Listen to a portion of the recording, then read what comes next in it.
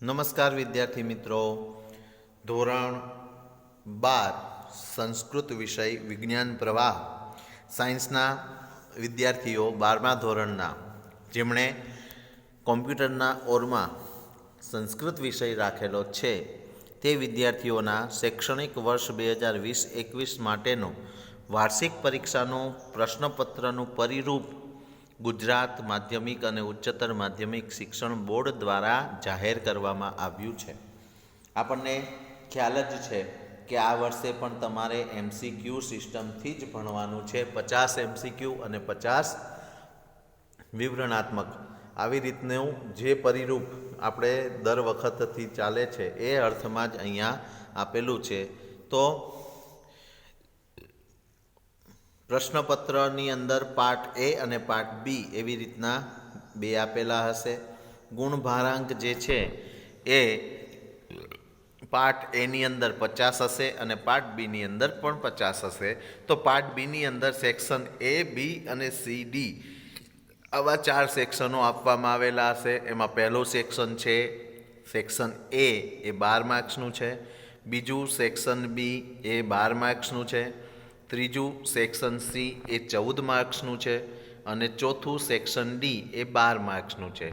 નોંધ કરેલી છે કે ભાઈ ગુજરાત માધ્યમિક અને ઉચ્ચતર માધ્યમિક શિક્ષણ બોર્ડ દ્વારા આ વર્ષે એટલે કે શૈક્ષણિક વર્ષ 2020-21 માટે અભ્યાસક્રમમાં રદ કરેલા જે પ્રકરણો કે મુદ્દાઓ છે તેમાંથી પ્રશ્નો પૂછવામાં આવશે નહીં.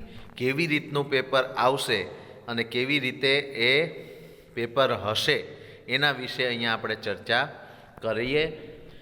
આ આપણો ગાઈડન્સ લેક્ચર છે. કોઈ પણ વિદ્યાર્થીને કંઈ તકલીફ લાગતી હોય તો મારી મુલાકાત કરો અથવા તો મારો સંપર્ક કરો. તમને કઈ રીતે તૈયારી કરવી એના માટેના હું ગાઈડન્સ લેક્ચરો અત્યારે મૂકી રહ્યો છું. તો એમાં સૌથી પહેલી વાત કરીએ તો હવે આપણે પાર્ટ એની અંદર તો કે પાર્ટ એ આ જે બોર્ડની અંદર જેવું પેપર આવવાનું છે એવું પેપર આ જ પૂછાવાનું છે એવું નથી, પણ આના જેવી રીતના જ પેપર સ્કીમ હશે, આના જેવી રીતના જ પ્રશ્નો હશે અને કઈ રીતનું લખવું, કઈ પ્રકારના અથવાના પ્રશ્નો પૂછાશે, આ બધી જ બાબતો અહીંયા દર્શાવવામાં આવેલી છે.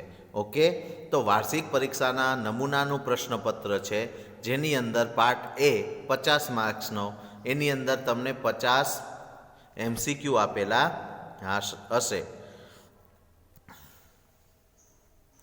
તો તનું નામ દેહી તો અરિષ્ટિમ, માણસનું મન હૃદયમાં પ્રતિષ્ઠિત થયેલું છે.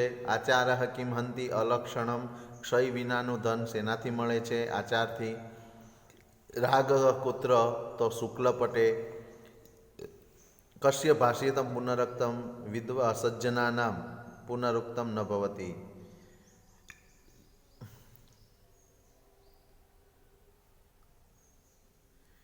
યદ ત્વમ શૂલી અસી તર્હિ અહમ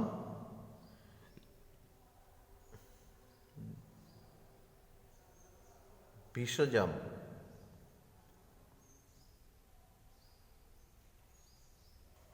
યદિ ત્વમ શૂલ્યસી તર્હિ ભીષજમ મૃગય. એવા આ બધા MCQ. નિર્માતારઃ સ્વયં કુત્ર વસંતી કુટીરે, ધન્યાનામ ઉત્તમમ કિમ.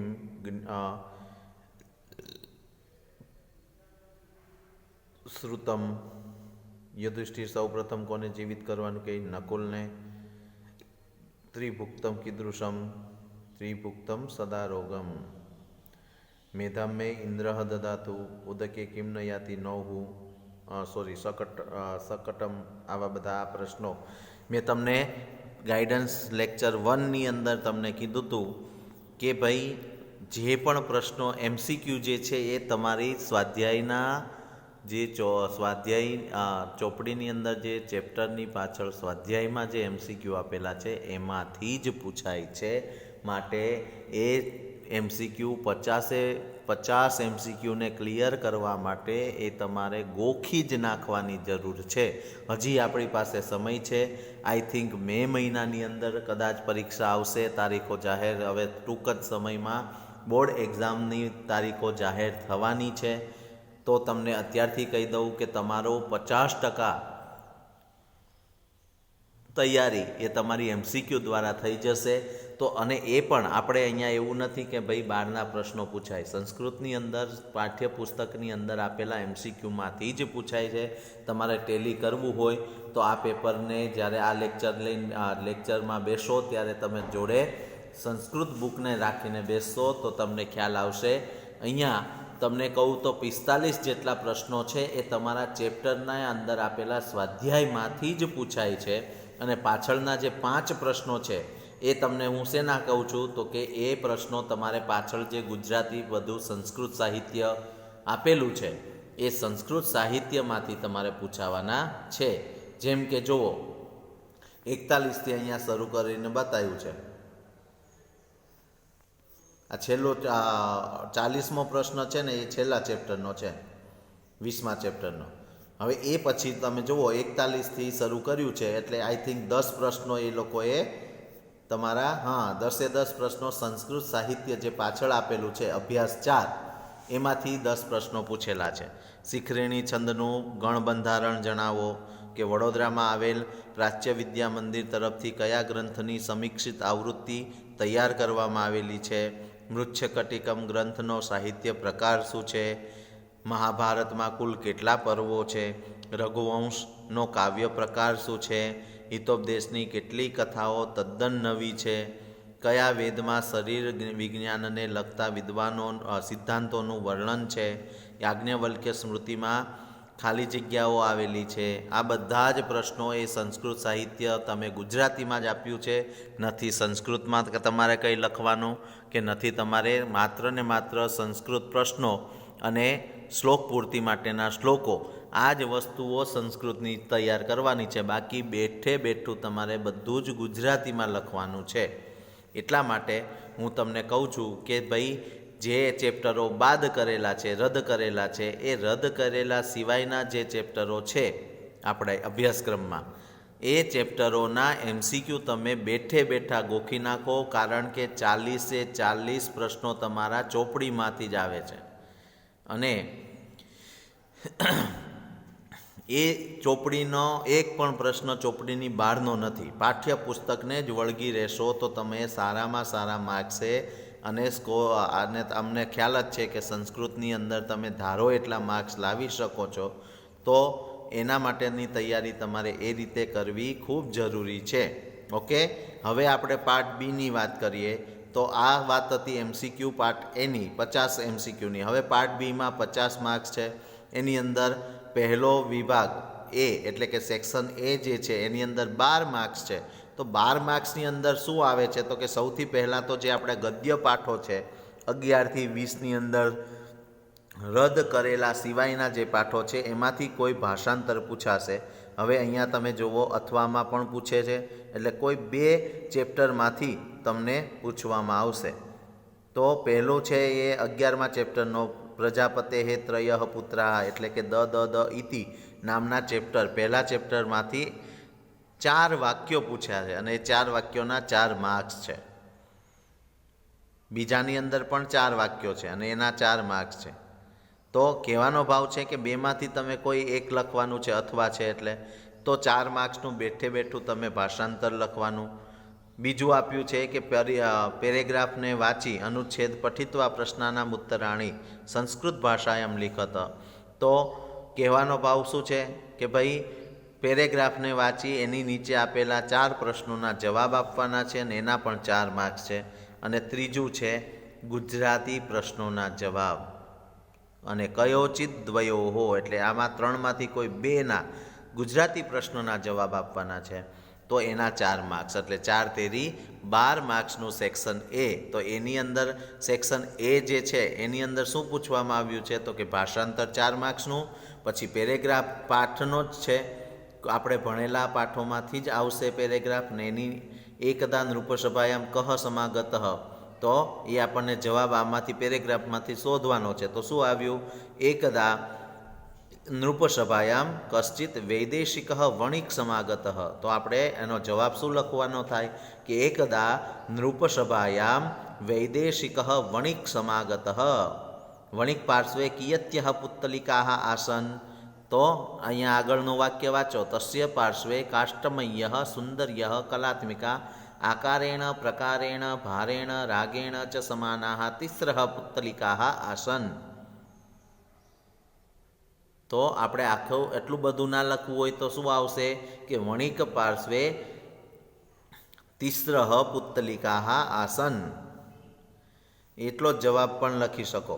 રાજસભાયામ ઉપસ્થિત અસૌ વણિક તાહ પુત્તલિકાઃ કમ દર્શયતિ. રાજ્યસભામાં ઉપસ્થિત થયેલો આ વાણિયો તે પૂતળીઓ કોને બતાવે છે? તો નૃપમ પ્રદર્શયતિ. જુઓ ત્રીજું વાક્ય છે રાજ્યસભાયામ ઉપસ્થિત અસૌ વણિક તાહ પુત્તલિકાઃ નૃપમ પ્રદર્શયતિ. એટલે કમ હટી જશે ને ત્યાં નૃપમ. એ બહુ સામાન્ય અને સારી રીતે તમે આમાં ધારો એવા માર્ક્સ લાવી શકવાની ક્ષમતા છે. આપણે સંસ્કૃત પેપરની અંદરથી આપણે સારામાં સારા માર્ક્સ લાવી શકીએ એમ છીએ. તો એ પ્રકારેની તમે તૈયારી કરશો તો તમને ખૂબ ફાયદાકારક રહેશે. રોકડા માર્ક્સ છે 12 માર્ક્સ છે, એમાં તમે જુઓ ભાષાંતર અને ભાષાંતરની સાથે સંસ્કૃત પેરેગ્રાફમાંથી સંસ્કૃત પ્રશ્નોના જવાબ અને પછી આવ્યું ગુજરાતી પ્રશ્નોના જવાબ. તો તમે જે ચેપ્ટરો આપણા અભ્યાસક્રમમાં રાખેલા છે એ ચેપ્ટરોનો તમે જો અભ્યાસ સારી રીતે કરશો તો એમાંથી તમને આરામથી 80 ઉપર તમે માર્ક્સ લાવી શકો છો.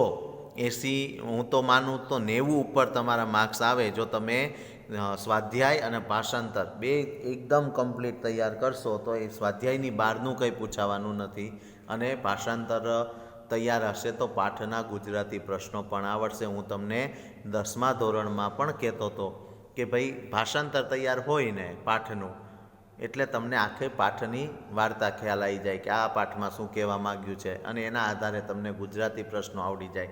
ટૂંકનોંધ હોય તો ટૂંકનોંધ આવડી જાય. અહીંયા આપણે ટૂંકનોંધો નથી, અહીંયા આપણે શું છે વિવરણાત્મક નોંધ, સંદર્ભ સહિતની નોંધ અને સમીક્ષાત્મક નોંધ. એના પણ 2 માર્ક્સ છે એ ટૂંકનોંધની જેવા જ. તો આપણે એ પ્રકારેની તૈયારી રાખવી પડશે. હવે આવ્યો વિભાગ બી એટલે કે પદ્ય વિભાગ. તો પદ્ય વિભાગમાંથી એ લોકોએ શું કર્યું છે તો કે 4 માર્ક્સમાં એક શ્લોકનું ભાષાંતર 4 માર્ક્સમાં છે. વિચારો, આપણે પહેલાં 10મામાં તો કેવું હતું 2 શ્લોકો પૂછાય એટલે એક શ્લોકના 2 માર્ક્સ, એવી રીતના 2 શ્લોકો પૂછાતા અને 4 માર્ક્સ આપતા હતા. અહીંયા તો એક જ શ્લોકના 4 માર્ક્સ છે. મોઘમન્નમ વિંદતે અપ્રચેતાઃ સત્યમ બ્રવીમિ વદ ઈતત સતસ્ય નાર્યમણમ પુષ્યતિ નો સખાયમ કેવલાગો ભવતિ કેવલાદિ પ્રિયવચનવાદી પ્રિયો ભવતિ વિમૃષિત કાર્યકરોધિકમ જયતિ બહુમિત્રકરઃ સુખમ વસતે યશ્ચ ધર્મરતઃ સગતિમ લભતે.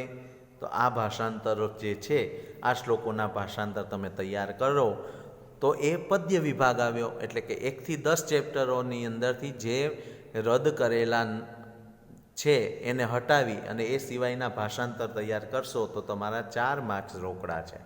પછી શું આવ્યું તો કે ગુજરાતી ભાષાના એટલે કે ગુજરાતી પ્રશ્નો જવાબ, એના 4 માર્ક્સ, કોઈ પણ 2 લખવાના છે એટલે એના 4 માર્ક્સ છે એટલે 8 માર્ક્સ થયા. અને પછી આવ્યું શ્લોક પૂર્તિ. યથાન્નમ મધુ સંયુક્તમ મધુવાન્નેન સંયુતમ સર્વમ પરવશમ દુઃખમ સર્વમ આત્મવશમ સુખમ. એ બંને શ્લોકોમાંથી કોઈ એક. અને અર્થ વિસ્તાર તો વિદ્યા દાને સદા રક્તા સંસ્કાર સેચને તદા જ્ઞેયમ રૂપમ તદેવ મે. આ ચેપ્ટર છે એમાંથી જ તમારે અર્થ વિસ્તાર પૂછાશે. ઓકે, તો એના 2 માર્ક્સ. આવી રીતે 12 માર્ક્સનો તમારું સેક્શન બી જે પદ્ય વિભાગ છે. હવે આવ્યું સેક્શન સી. તો સેક્શન સીની અંદર તો એ લોકોએ 14 માર્ક્સ લીધા છે. તો 14 માર્ક્સ લીધા છે એનો મતલબ તો કે સમીક્ષાત્મક નોંધ છે એ 3 માર્ક્સની એક એવી 2 લખવાની છે. જેમ કે વિવાહ સંસ્કારનું મહાત્મ્ય, પછી વસંત સેનાના આગમનના સમાચાર આપવાની ચેટની યુક્તિ અને આહાર અને વ્યાયામ. આ 3માંથી કોઈ 2 લખવાના છે અને 6 માર્ક્સ છે. એટલે કે 3 માર્ક્સની એક નોંધ ટૂંકનોંધ થઈ ટિપ્પણી. પછી સસંદર્ભ સ્પષ્ટીકરણ કોઈ પણ 2નું. આ પંક્તિઓ છે એ પંક્તિઓનો અર્થ કરી અને એને સંદર્ભ સાથે, સસંદર્ભનો અર્થ કેવો છે ઉદાહરણ સાથે સમજાવો. તો એ રીતે આપણે એને ઉદાહરણ સાથે સમજાવવાના છે. હવે સેક્શન સી સમીક્ષાત્મક નોંધ. એમાં આ જે સેક્શન સી છે એ 14 માર્ક્સનો છે. સમીક્ષાત્મક ટિપ્પણી તો વિવાહ સંસ્કારનું મહાત્મ્ય, વસંત સેનાના આગમનના સમાચાર અને આહાર અને વ્યાયામ એની આપણે ચર્ચા કરી કે ભાઈ 3 માર્ક્સમાં છે. પછી સંદર્ભ સાથે સ્પષ્ટીકરણ એ પણ કોઈ પણ બેનું છે એટલે એના પણ 3 માર્ક્સ છે. એટલે ઉદાહરણ સાથે સમજાવવાની છે આ પંક્તિઓને. અને ત્રીજું છે વિવરણાત્મક, તો એના 2 માર્ક્સ છે. તો 3 6 માર્ક્સ, 6 12 અને 2 14 માર્ક્સનું સેક્શન સી છે. હવે આવ્યું સેક્શન ડી એટલે કે આખું સાહિત્ય વિભાગ. સાહિત્ય, ન્યાય, અલંકાર અને છંદ આ 4 આપણે છે. જો સૌથી પહેલું ન્યાય, પછી અલંકાર, પછી છંદ અને છેલ્લું ચોથો અભ્યાસ 4. પહેલો અભ્યાસ છે એ ન્યાય છે, બીજો છે એ અલંકાર છે, ત્રીજું છે એ છંદ છે અને ચોથું છે એ સંસ્કૃત સાહિત્યનો પરિચય. એમાંથી તમારે 12 માર્ક્સનું પૂછાશે. એ બેઠું તમારે એમાં કોઈ ગાઈડની પણ જરૂર નથી. બેઠું તમારે એમાંથી જ તૈયાર કરવાનું છે. એમાં હવે જુઓ, પહેલો પ્રશ્ન શું છે સેક્શન ડીમાં? પરિચયાત્મિકામ ટિપ્પણી. પરિચય આ જે આપેલા છે એનો પરિચય આપવાનો છે, કોઈ પણ 3નો. એટલે 2 માર્ક્સનો એક થયો, 6 માર્ક્સ છે. મહાભારતનો પરિચય, કુમાર સંભવ બુકનો પરિચય, હિતોપદેશનો પરિચય, મૃચ્છકટિકમ અને ચરક સંહિતા આ બધા ગ્રંથો છે. આ ગ્રંથોનો તમારે પરિચય તો ત્યાં તમે જોશો તો બેઠું તૈયાર કરવાનું છે. પછી સૂચના અનુસાર રજ્જુ સર્પ ન્યાય સમજાવો. 10 ન્યાય છે એ 10માંથી કોઈ પણ પૂછાય તો 2 માર્ક્સ છે. અને ન્યાય તો મેં 11માં તમે ભણેલા જ છો અને ખ્યાલ જ છે કે કેવી રીતની ન્યાયની તૈયારી કરવાની. બેઠું જ તૈયાર વાંચવાનું છે, એમાં કોઈ સંસ્કૃતનું આવવાનું નથી. અલંકાર, વ્યાજસ્તુતિ અને શ્લેષ બેમાંથી કોઈ એક સમજાવો, એના 2 માર્ક્સ છે. અને છંદ ઉદાહરણ સહિત સમજાવો, એનો 2 માર્ક્સ છે. તો કોઈ પણ છંદ એકને ઉદાહરણ સાથે સમજાવવાનું, એનું બંધારણ, એનું ઉદાહરણ અને ઉદાહરણ કરીને એના ગણનું વિભાજન. એ રીતે આખું જ તમારે છંદનું ઉદાહરણ, એનું લક્ષણ આ બધું તમારે સમજૂતી આપો એટલે 2 માર્ક્સ. તો આવી રીતનું આ વખતે પણ તમારું પેપર છે. 50 MCQ. તો મેં તમને કીધું એ પ્રમાણે MCQઓ બધા ચોપડીના જ પૂછાય છે. ચોપડી નહીં, બહારનો એક પણ MCQ પૂછાતો નથી. માટે ચોપડીના બધા જ MCQ જે ચેપ્ટરો રદ નથી કરેલા, જે અભ્યાસક્રમમાં જે ચેપ્ટરોનો સમાવેશ કરવામાં આવ્યો છે એ ચેપ્ટરોને તમારે ગોખી જ નાખવાના છે. ઓકે, તો આ આપણે વાત થઈ તમારે બોર્ડના પેપરની. હવે જુઓ, અહીંયા એની બ્લુપ્રિન્ટ પણ આપેલી છે. એ આધારે તમારે આપણે આ ચર્ચા કરી. ઓકે, હવે ફરી આગળ કોઈ ટોપિક સાથે ફરી આપણે ગાઈડન્સ લેક્ચરમાં મળીશું. ત્યાં સુધી ધન્યવાદ.